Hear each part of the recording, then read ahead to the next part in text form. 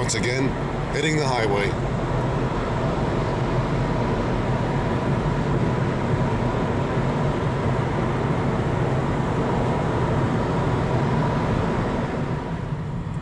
Now outside of Washington, D.C. That's different for me, where things are slowing up.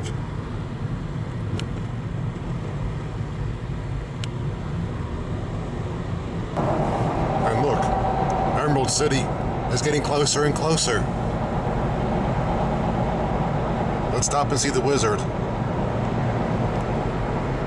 Let's see, what should I wish for? A brain, a heart, a home, or the nerve? I need all four of those things, to be honest with you.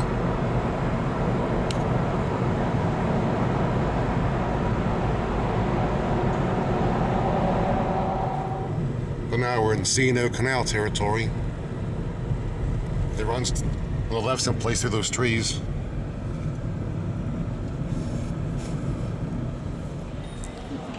We're now by Great Falls Tavern on the C&O Canal.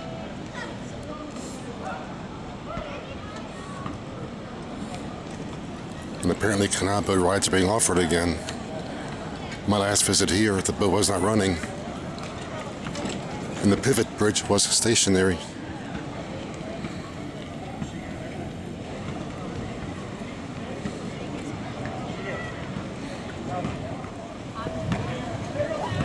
In fact, the boat is rising out of the lock as we speak.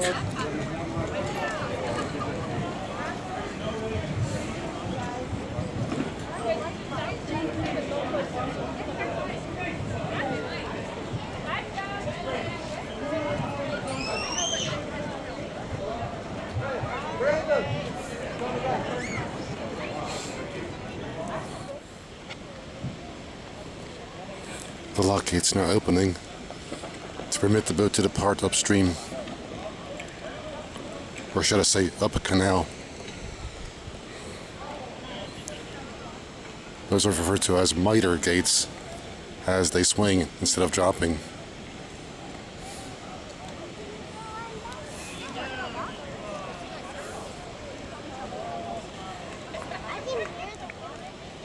Oddly enough, it takes a while to get started.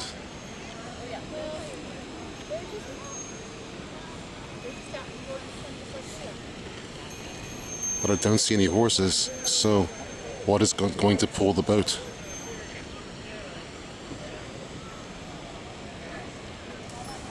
Well, there's our motive power.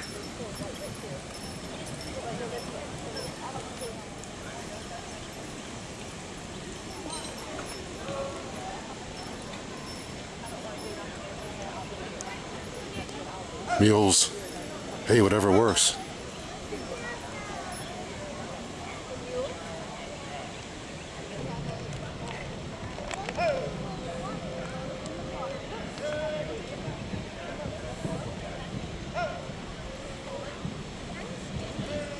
And there's our tow line.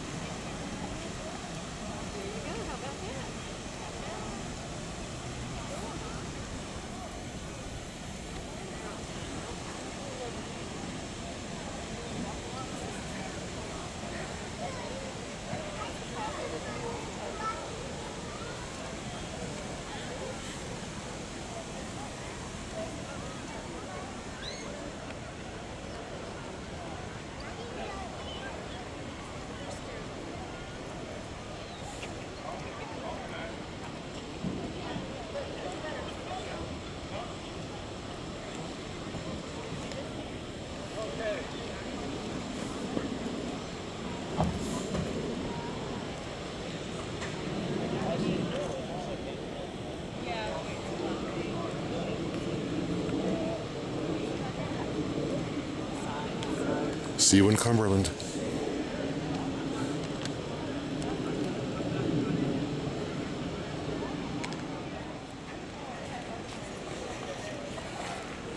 Now look inside the tavern.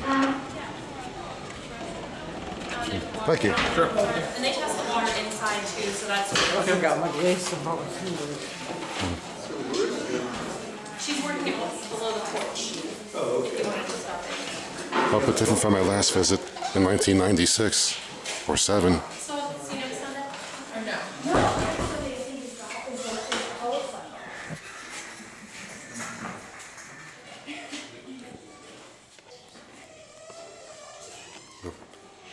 Interpretive displays and things. Our machine just runs at canal speed, I guess.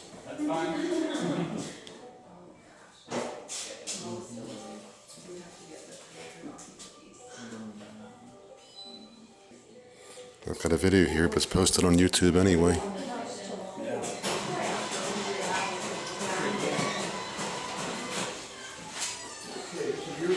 Yeah, that vid's on YouTube. I downloaded it already. Our next trip's a Great Falls. And this is going to be captured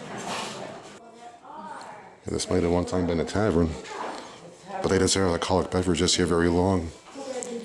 Because canal boaters would get too drunk.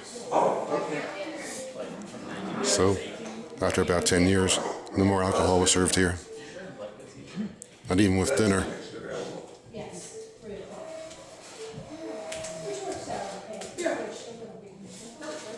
But in '97, I did my documentary. There were 2 additional rooms to this open that are now closed to the public. Like through there. So you gotta watch the doc. Do you have the stamps for the booklets? We did. I'll take that job. Okay, so I was trying to find information about it, and I had asked, I guess, through the Facebook page, and they said, ask here. Oh, I see. Apparently Joan Paul is outside. Oh, I'm good. That's tonight I need to retreat from the city. She's dressed like me. She's sitting at a table playing games. Awesome, thank you. Okay. She says, information should be on the website, but she said, Those where I got all my info from. Dr. Hahn's Towpath guide. Yes, she said she'd do her job. I based my documentary in '97 on it. the ones that I got, So thanks, Dr. Hahn. the big ones that are just the national park ones that I got, like, I don't mind it, because that was on their uniform. Yeah, lots of great publications.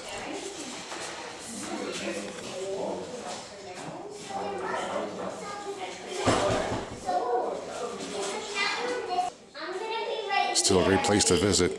I wish there's 2 other rooms that were open in '97 were still open. One of which being through there. Want to be inside the boat? Oh, you want to be inside the boat? Look at this, you had a little tiny space for you.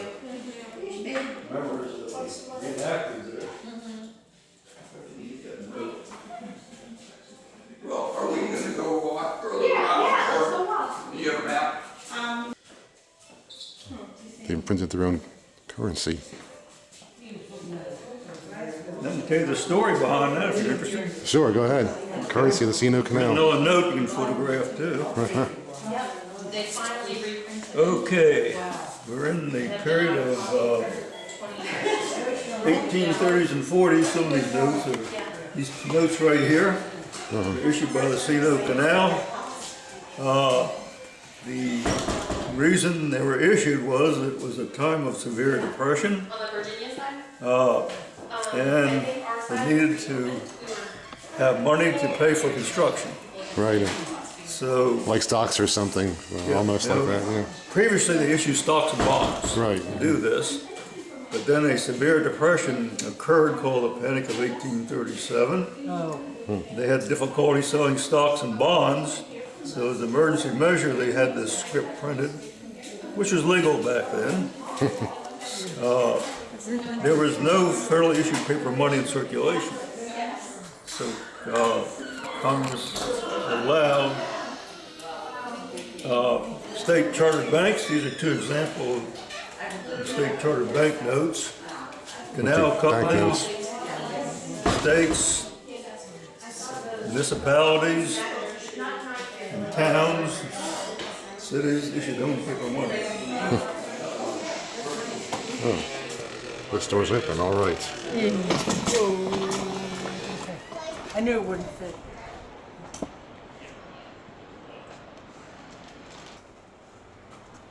There we go.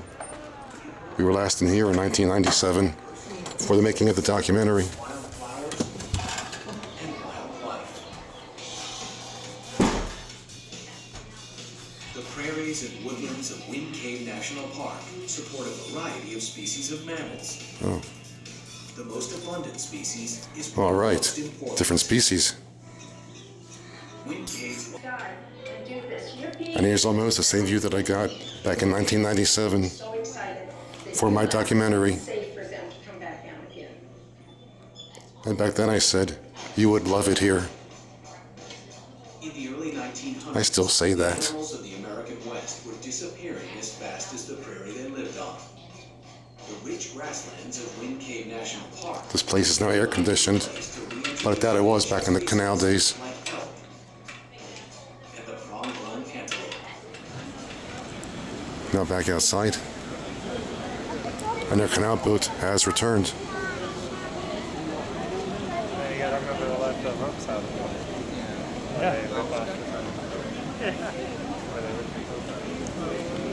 To get to the towpath, we have to cross over the canal.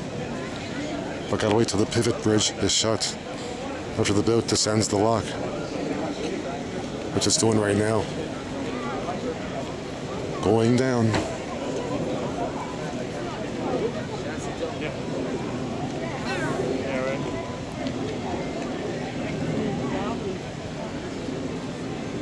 Right.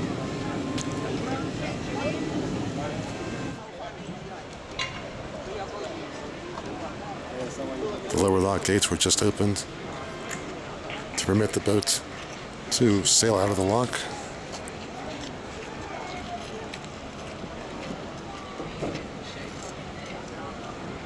Was this 3 or 4 years back? Nothing was running.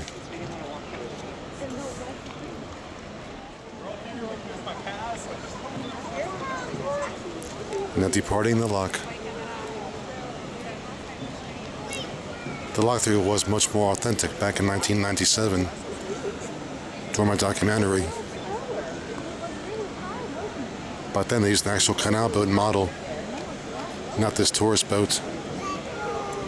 And the operators of the canal boat were shouting as they shouted back in the canal days.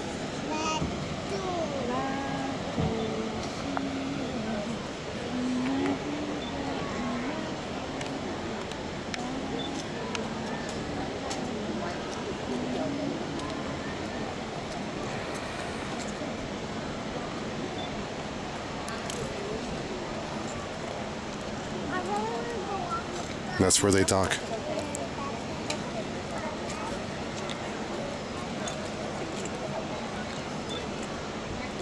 Or so I thought.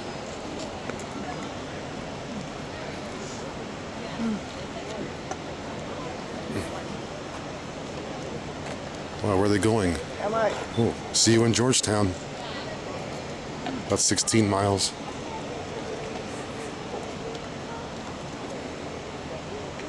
Put it in my mouth.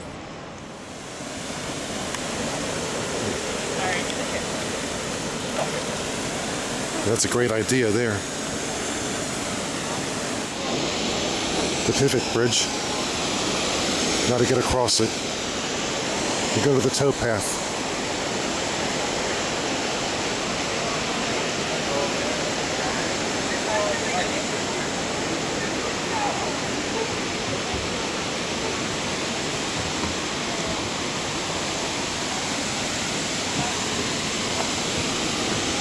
Block 20. The canal boat locked through it. Oh, it is docking down there. Okay.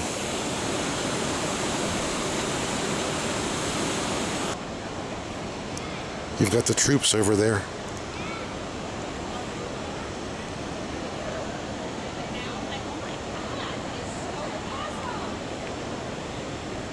And at long last, on the towpath. Had many a bike ride here.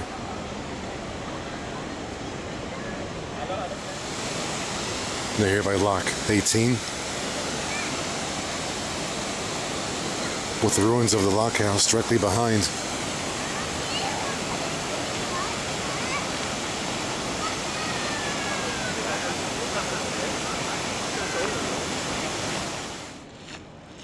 Now we're looking into Mather Gorge with folks enjoying it.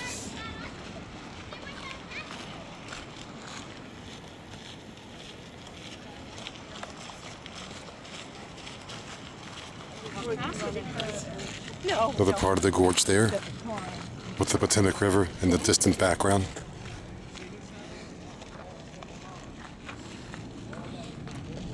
And more of it to the northeast, northwest rather, this direction.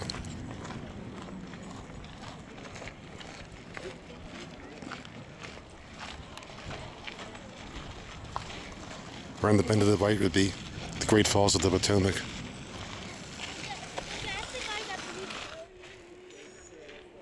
Now at the point where the canal had a stop gate for flood control. And there it is directly ahead of us.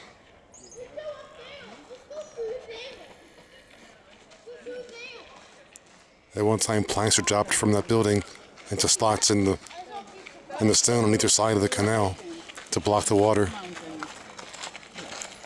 Also for repairs to wide water.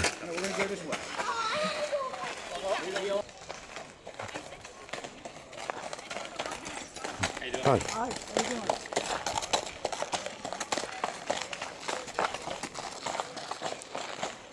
Walk up the steps and cross the stop gate and check out Burma Road up top there.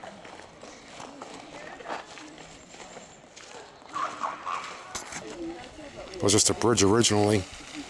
There's a wooden building built on the bridge. Now up top. Yep, that wooden building there is definitely brand new. We used to cross on the bridge here after bypassing Widewater. This was our bike detour.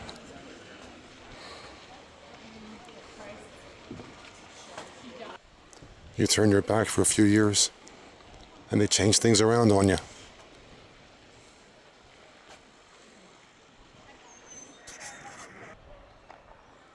Now on Burma Road, the bike detour before the restoration of the towpath around Widewater.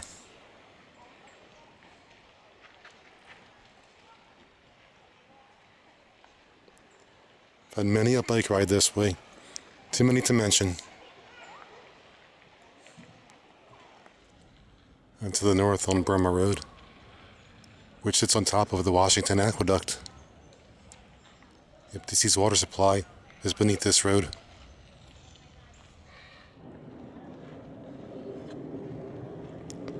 You get a good view of the gorge from here too.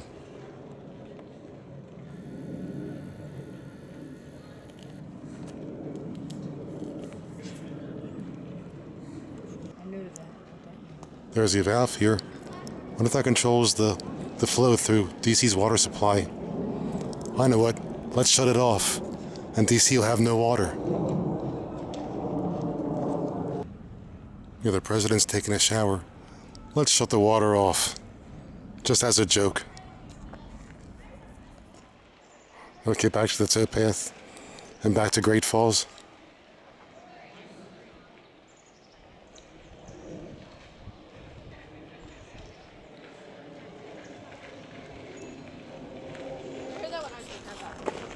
Making our way back to Great Falls, again part of Mather Gorge.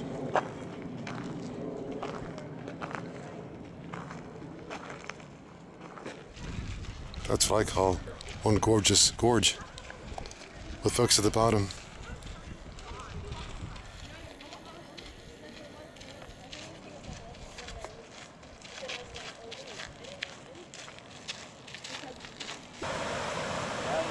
In the canal, a couple of painted turtles and a pond slider.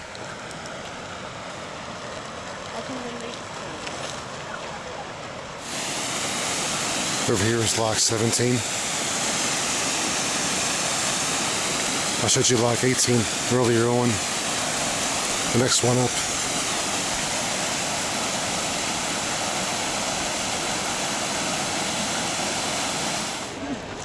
If you ever look, I sure overlooks Great Falls itself. As you walk down the path,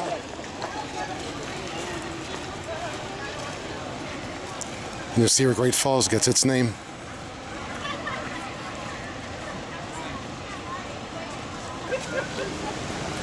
It's a freaky walk to the falls over river rapids.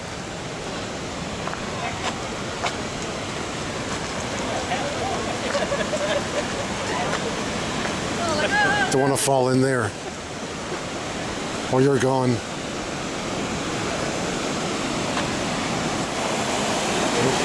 Don't want to fall down there.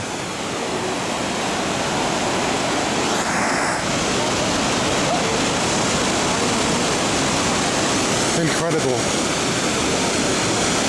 But watch your step.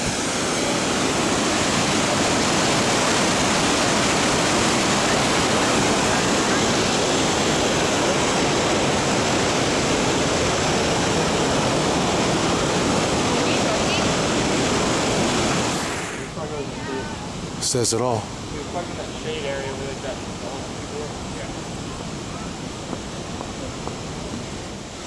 Anyway, here's your ecology fix.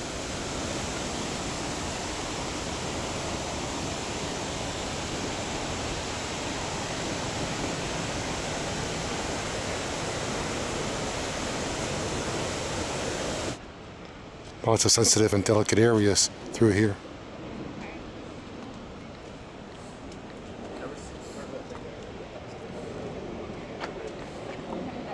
It looks so prehistoric. All those rocks.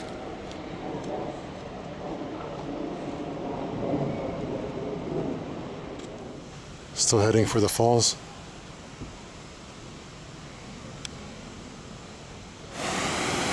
And more river rapids you don't want to fall into.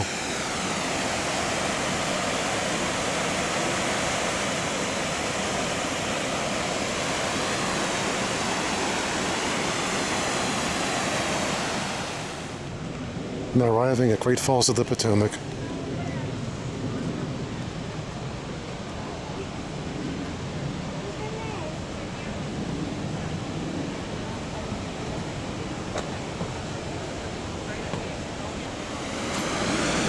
And Great Falls itself.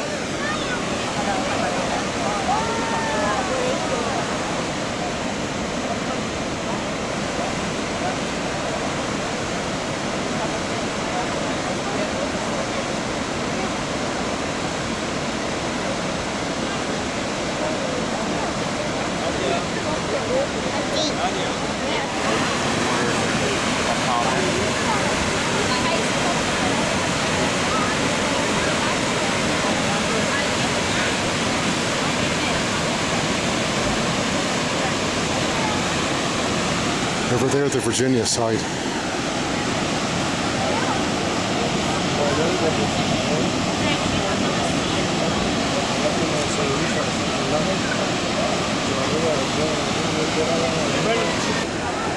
That's where the name of this area comes from. Great Falls.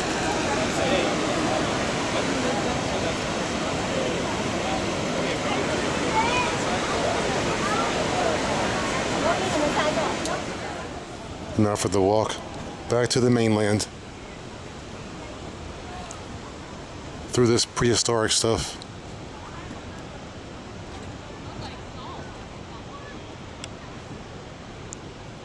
You almost expect to see dinosaurs.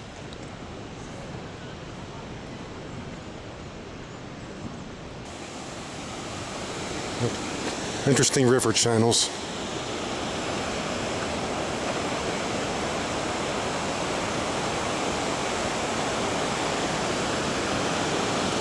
Just don't fall in.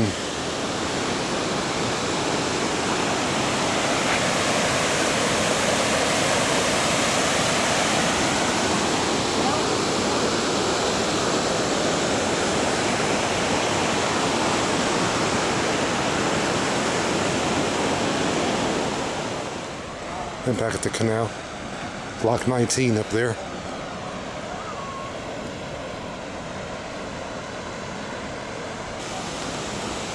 And in the distance, Great Falls Tavern.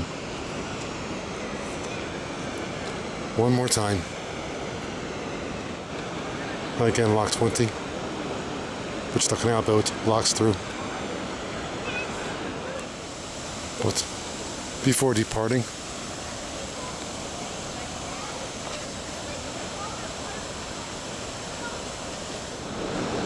a view from above the aqueduct intake.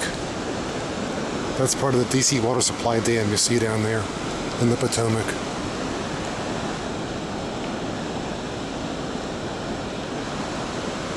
More on that in my canal documentary.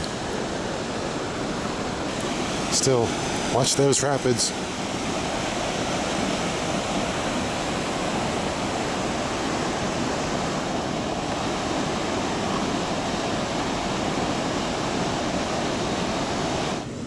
Right there is a waste weir designed to remove excess water from the canal. But next to it, a former informal overflow. That dip in the towpath there used to be an overflow that had the same effect as the waste weir. If the canal water got too high, it would flow over the towpath and into the Potomac. Of course, it's all dry right now, but there would have been water at one time flowing over that part of the towpath. That board you see there is for the mule to walk over the water on. Still can't help thinking about all those cool bike rides I took while in this canal. Be great to get it in high def, but I can't ride 184 miles again. I might try a short stretch one of these days, just to see if I can.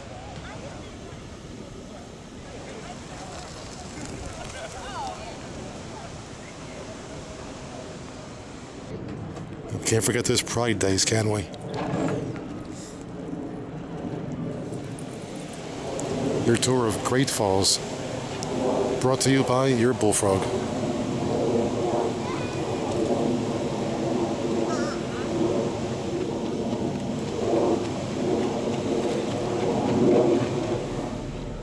Not departing. Lucky I did my documentary when I did. Too crowded now, and folks just stop without warning. That's the idiocy you deal with these days. This is not 1997 any longer.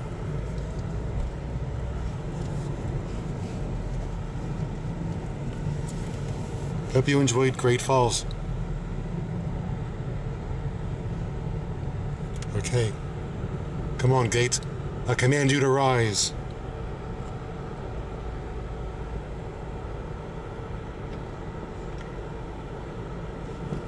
Gee. Don't rise on my account.